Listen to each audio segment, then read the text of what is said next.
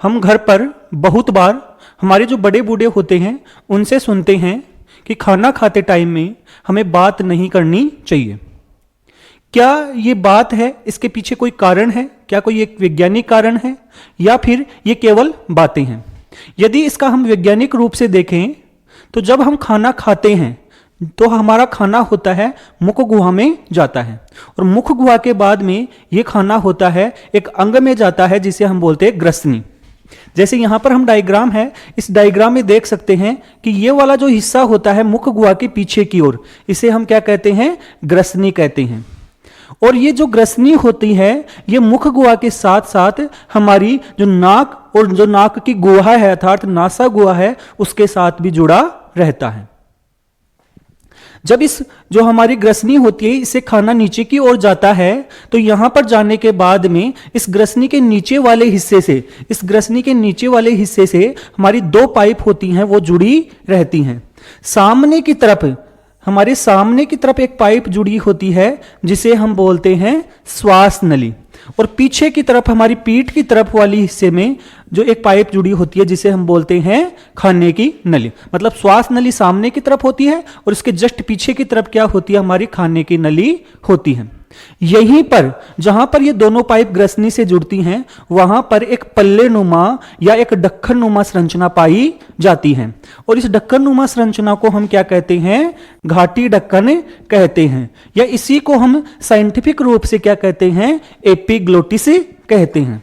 अब ये एपिग्लोटिस क्या करता है कि ये एपिग्लोटिस जब हम खाना खाते हैं, जब खाने को निगलते हैं उस दौरान हमारी श्वास नली को क्या कर देता है? बंद कर देता है। जैसे यहां पर ये संरचना है एपिग्लोटिस, ये खाने के टाइम में ऐसे इस श्वास नली को क्या कर देता है? बंद कर देता है, और जिससे खाना क्या होता है? यहां से सीधा किस तरफ जाता है? हमारी खाने की नली में जाता है, ना कि श्वास नली में।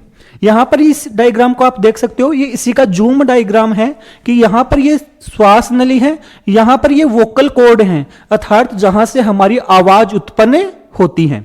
और ये एक जो ढक्कन नुमा संरचना है वो क्या होती है कि खाना खाते टाइम में इसको क्या कर लेती है? बंद कर लेती है। लेकिन जब हम बोलते हैं तो बोलने के दौरान क्या होता है कि हमारे फेफड़ों से क्या निकलती है? जो वायु होती है, हवा होती है, वो बाहर की तरफ निकलती है, और जब वो बाहर की तरफ निकलती है तो ये वोकल कॉर्ड के पास से जब आती है तो उसी दौरान हमारी आवाज उत्पन्न होती है। और जैसे ही आवाज उत्पन्न होती है तो हवा निकलते ही ये एपिग्लोटिस होता है, ये घाटी ढक्कन होता है, ये खुले जाता है। अब सपोज करो आप जिस समय खाना खा रहे हो, जिस समय आप भोजन को निगल रहे हो, उसी दौरान यदि आप बोल रहे हो तो उस दौरान क्या होता है कि आपका एपिग्लोटिस खुल जाता है। एपिग्लोटिस आपकी श्वास नली को क्या कर देता है? खोल देता है। क्यों भाई? बोलने के लिए हमें क्या करना है? एपिग्लोटिस को खोलना है, और उसी दौरान आप भोजन भी कर रहे हो।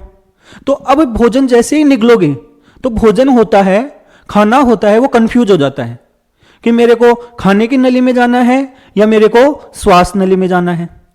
तो भोजन का कुछ हिस्सा होता है वो खाने की नली के स्थान पर क्या हो जाता है? हमारी श्वास नली में चला जाता है, और जिसे हमें क्या हो सकती है? खांसी हो सकती है और अन्य समस्याएं भी उत्पन्न हो सकती हैं। इसी कारण बड़े बूढ़े बोलते हैं कि खाना खाते टाइम में हमें बोलना नहीं चाहिए। तो इस प्रकार से ये बात है, ये पूर्ण रूप से वैज्ञानिक तौर पर सही है।